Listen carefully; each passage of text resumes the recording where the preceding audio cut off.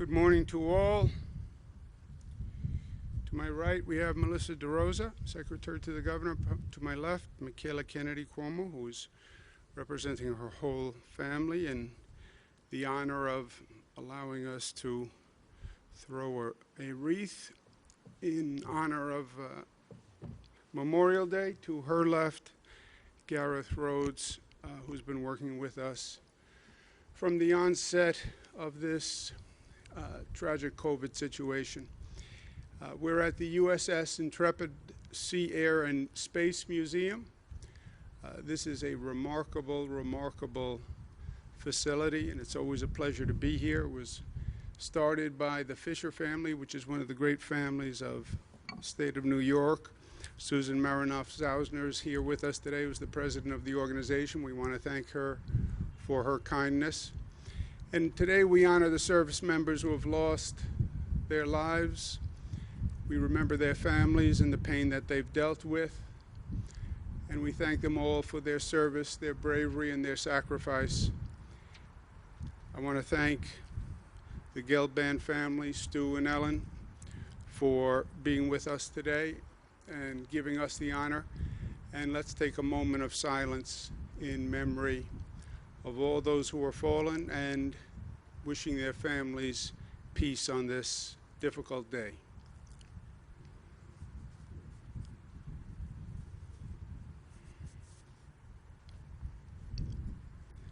Thank you. This is the USS Intrepid. I've been here a number of times. Every time I come, I learn something else. Remarkable history itself, launched in 1943, over 30 years of service, served in World War II, the Cold War, Vietnam War. It really is a phenomenal walk through history, visiting this great ship. 250 Americans who served on board lost their life while they were serving on this ship, and that brings home the message of today. President Kennedy was speaking about Memorial Day and giving thanks to those who served and who made the ultimate sacrifice, but he reminded us that as we express our gratitude, never forget that the highest appreciation is not about uttering the words, but to live them. That is the greatest acknowledgement of the sacrifice that has been made, to carry it forward. And this Memorial Day, I think it's especially poignant and powerful when this country is going through what it's going through. And we know something about loss because we're living it again. Over 100,000 Americans will lose their lives to this COVID virus. How do we honor them? We honor them by growing stronger together. And during these times, there are so many Americans who have really risen to the challenge, done more than anyone could ask, more than anyone could expect. And we want to make sure that we remember them and we thank our heroes of today. And they're all around us, and they did extraordinary service to allow us to continue doing what we're doing. I can just imagine the responsibility of a chief executive who has to call men and women into war and how they deal with that responsibility. I know that I feel a grave responsibility to our frontline workers, our essential workers, who understood the dangers of this COVID virus, but went to work anyway because we needed them to. We needed the nurses and the doctors to perform phenomenal service in the hospitals. We needed the police, the fire department, the EMS to show up. We needed the frontline workers in grocery stores to show up so others could stay home and be safe. And I bear heavy the responsibility of explaining to the people of this state and beyond what we were dealing with when we were dealing with the COVID virus and how dangerous it was, and then in the same breath asking people to please show up tomorrow, having just explained how dangerous it was. And many of those people who showed up and did their duty and served with honor lost their lives to keep others of us safe. And in many ways, that is a microcosm of what we hear talking about today on Memorial Day. But, as John F. Kennedy said, remember with your actions. And today, we're saying we honor that service, and we're going to make sure that every government in the state of New York provides death benefits to those public heroes who died from COVID-19 during this emergency. I also believe the federal government should be doing the same, honoring the frontline workers, showing Americans that we appreciate what you did, that you showed up when it was hard, that you worked when it was hard, you appeared for duty when it was troubling to do so, and I'm sure many people were afraid to show up, but they showed up anyway. And they deserve not just words of thanks, but actions that show the appreciation. And I think the federal government should dedicate federal funds and pay hazard pay to those workers who showed up. It's a way of saying thank you. We understand what you did. We appreciate what you did. And it's a way of showing Americans that when there is a next time, and there is a next time, that we truly appreciate those people who show up and do their duty. Today, we also honor the veterans who we lost to coronavirus during this epidemic. Jack Conyers, Stephen Patty, Cleveland Jessup, and those are just a handful, people from New York. We're still in the midst of this COVID battle. We are making progress here in New York. Again, the hospitalization rate is down. The net change in hospitalizations is down. Intubations is down, which is very good news. Day-to-day hospitalizations are down, which is continued good news, and in many ways the most important news. It means the number of people who are coming in to our hospitals on a day-to-day basis continues to drop. And the most important number to me, the number of lives lost, 96, is still painfully high, but only in the relative absurdity of our situation is that relatively good news. And we remember those 96 families today. John F. Kennedy's words of appreciation were echoes of the thoughts of Abraham Lincoln after thanking those who lost their lives in the Civil War. It is for us, the living, to be dedicated here to the unfinished work that they have thus far so nobly carried on. It's about the unfinished work. That's what Abraham Lincoln said. That's what John F. Kennedy said. That's what almost every great leader of this country has said. It's about dedicating ourselves to the unfinished work. And we do that here in New York. We honor the memory of the fallen by going forward, by living, by growing, by advancing, by learning from it, by being stronger than ever before, by taking the values and principles of America that they lived and died for, and raising them to a new level, by rising even higher and even stronger than ever before. And we will do that. We will do that here in New York. We'll do that in this country, because America and New York are tough, smart, united, disciplined, and loving at the end of the day. And that has brought us to this point where this country is the strongest, best country on the globe, and it will take us forward. Questions? Yes, Governor, when you had required people in nursing homes who were working there to get tested twice a week, are you also requiring the patients to be tested as well? We are testing the patients. It's not really it is a requirement that the staff be tested twice a week. Some of the nursing home operators have pointed out that that's a burdensome task, and I understand that it is, but it is a requirement to maintain your nursing home license in the state of New York. We've known from day one that the nursing homes are the most vulnerable places for this COVID virus. We were introduced to it, Seattle, Washington, in a nursing home. Vulnerable population in the most vulnerable place in a congregate setting. So I understand the burden. We're working with them to get the testing, et cetera. But I want to make sure that we can all say at the end of the day that we did everything we could.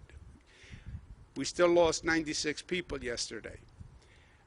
God and Mother Nature has a hand in this, but we did everything we could. They got the best hospital care, the best nurses, the best doctors, and still we lost 96 people. I want to make sure we can say that all across the board, and we can say that about nursing homes. And that's why it is a requirement to test the staff.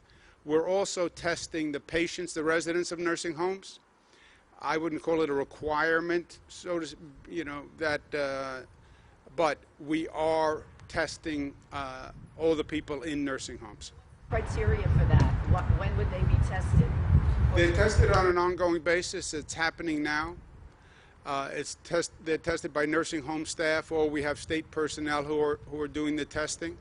But the whole thing with this virus is to find it early and isolate. And again, nursing homes are the prime breeding ground for this killer. Governor, on the death benefits, is this funded by the state, given the state's finances? I'm sure it's difficult. And who qualifies as a frontline worker on this? Yeah, it's funded. Any public employee who works in the state of New York, whether you're a city employee, county employee, state employee, that local pension fund or state pension fund will pay those benefits. Frontline workers, we have a full list, but they're the people we've been discussing. It's the frontline public health care workers, police workers, EMS workers, fire department workers, the people who showed up. And look, they showed up because I asked them to show up. They showed up because I required them to show up. There's not a transit worker who drove a bus or conducted a train, or a nurse who didn't walk into an emergency room who wasn't scared to death. They knew what we were talking about. I mean, it was enough to shut down society, right? Tell everyone to stay home. But then in the same breath, I say to them, you have to go to work in the morning. It weighed heavily on me, it still does, that I had to ask people to do that, to put their lives literally in danger. And we knew they were putting their lives in danger, and that they did it anyway. I have such respect and esteem for what they did.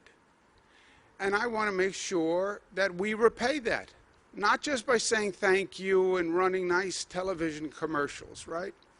That's why I use the words of JFK and Abraham Lincoln. You want to say thank you, show that you're grateful. Show the respect. And the least we can do, and I would say what we must do, is for their families, those who died from the COVID virus, make sure they get the appropriate death benefits. I know that it's based on numbers, but given the data that you've been looking at, Mayor de Blasio has said that New York City could open sometime around mid-June, which is actually not that far away. Based on the data you're seeing, is that a possibility? You know, Zach, there's only one set of numbers, right? This is not pick your numbers here. We have statewide criteria. They are the same all across the state. And we know where we are on each of those criterion on any given day, and they're posted on the website. So there's one set of numbers, we all know the numbers. The question is, at what point do the numbers drop to the reopening threshold? Now, people can speculate, people can guess. I think next week, I think 2 weeks, I think a month. I'm out of that business because we all failed at that business, right? All the early national experts, here's my projection model, here's my projection model. They were all wrong. They were all wrong. Now, there are a lot of variables. I understand that. We didn't know what the social distancing would actually amount to. I get it. But we were all wrong. So I'm sort of out of the guessing business, right? We watch the numbers. We prepare as the numbers drop So when the number actually hits the threshold, we're ready to go. We just finished that. We're in the midst of that with Long Island, Mid-Hudson region, et cetera. But just, I don't want to guess. There is a letter to you from Staten Island elected officials on that same notion that they've already hit all of your metrics and that they're asking you to separate them out from the other 4 counties of New York City. Would you consider doing that? Yeah, but then what you would have to say is Staten Island is a place unto itself, right? And I understand the Staten Island mentality, and I love Staten Island, and I have a lot of friends there. But it's not a place unto itself for this purpose. If you live on Staten Island, you very well may be working in Manhattan. You're traveling through the New York City area. So Staten Island is part of New York City. Queens is part of New York City. Brooklyn's part of New York City. Bronx is part of New York City. I get that sometimes every borough would like to secede and be its own place. I understand. Sometimes I would like to take the state of New York and secede and just not have to deal with the federal government. So I get it. I get it. But Staten Island just practically is still part of New York City. And that's the region in which the infection would spread. A quick follow-up. The state dashboard shows an uptick in hospitalizations in central New York and in the Finger Lakes regions. To what degree do you attribute that to reopening in those regions, and how concerned are you about it? Yeah, first of all, the numbers do bounce. And when we reopen, it would be, you could expect an uptick. I like to make the point that it's not necessarily determined that you will have an uptick. It's contingent on how people act and what people do. But increasing gatherings, increasing activity, you will increase the infection rate. It does bounce anyway. Where we've seen the uptick in hospitalizations, I don't believe factually that could be linked to the reopening because it's too fast. If you get the virus today, the virus takes a couple of days to incubate.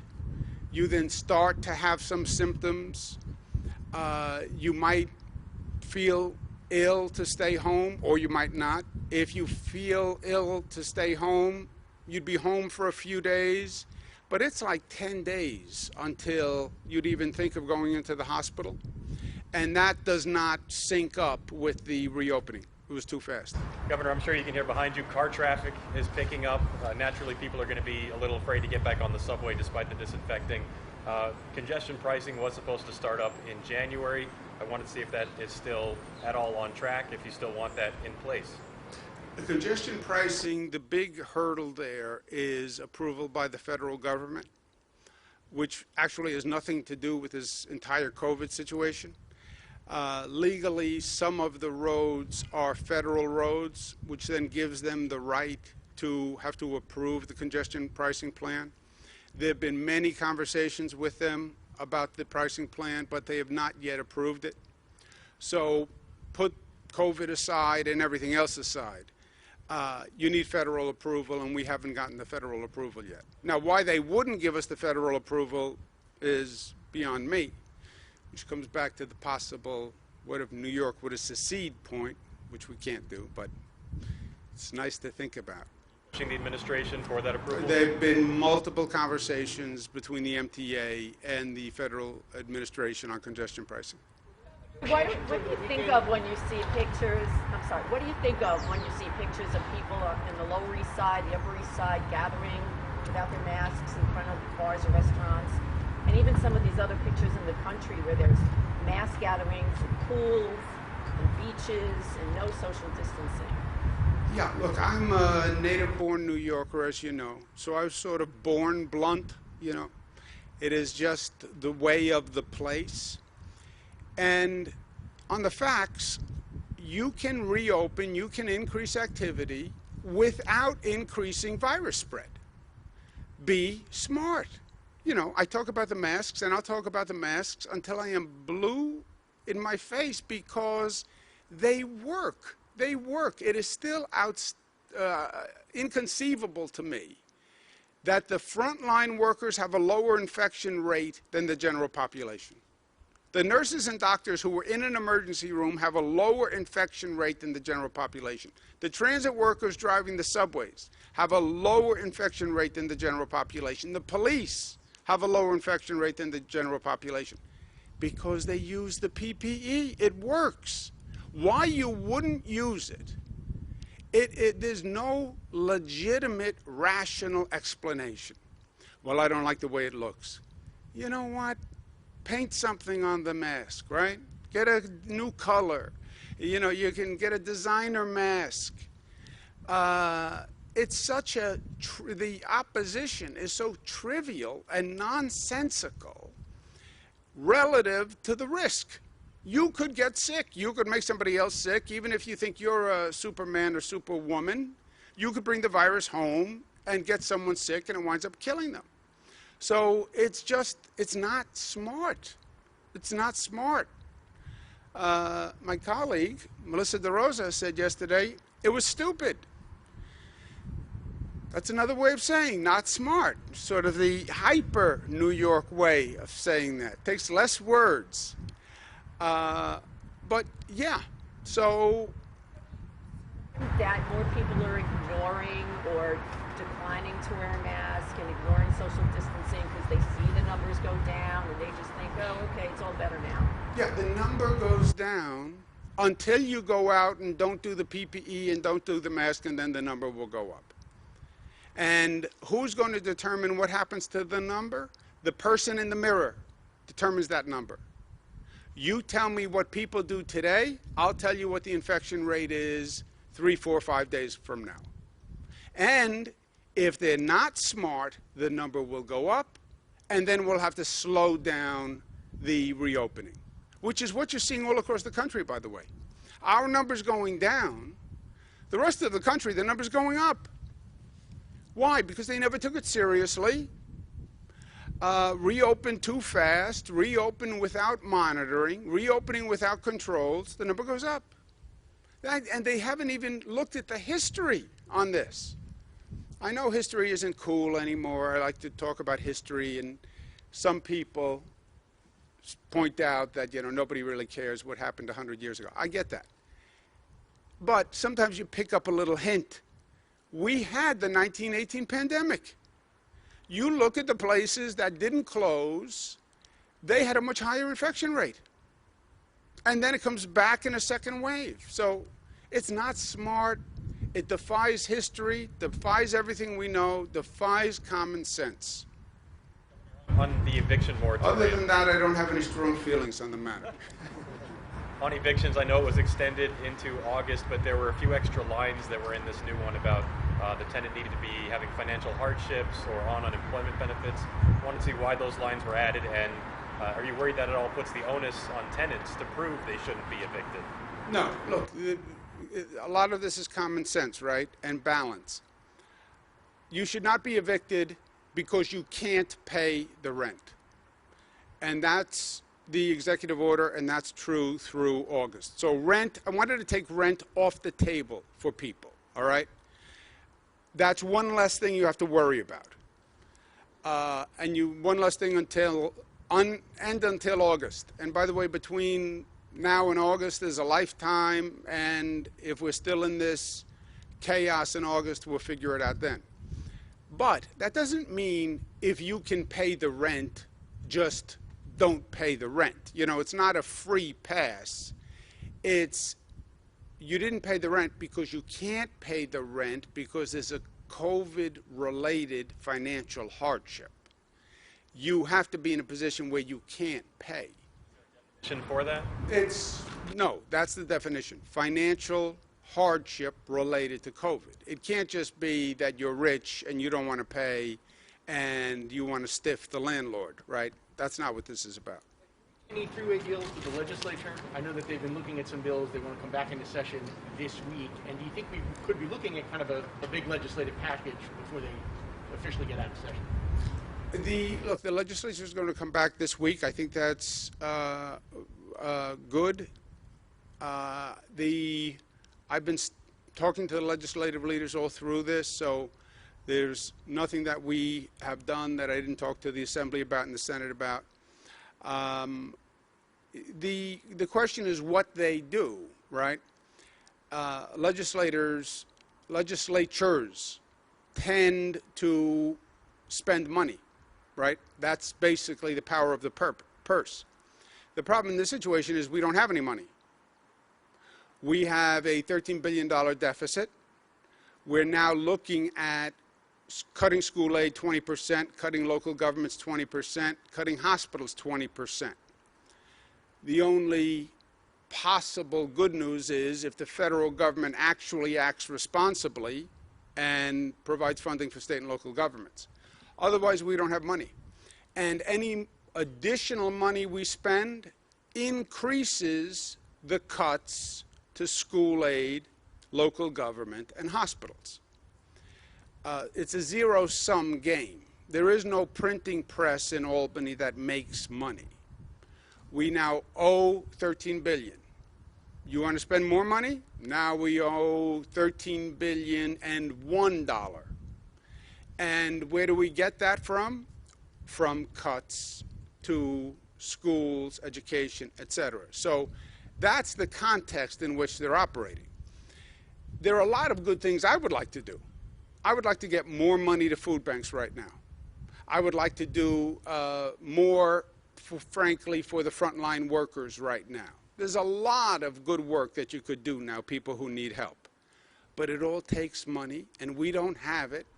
And the trade-off is that money is going to come from additional cuts in school aid, and additional cuts to hospital, and additional cuts to local governments, which fund police, fire, etc., which are the last people who should be cut. And again, the only wiggle room is maybe we get federal funding. And that's what I'm working very hard to do. But otherwise, this is all going to be how much we cut really essential services in the state, and I wouldn't make that any worse. Revenue neutral bills they're looking at? Yeah, revenue neutral is great. Then it just has to be smart. Thank you very much. Thank you.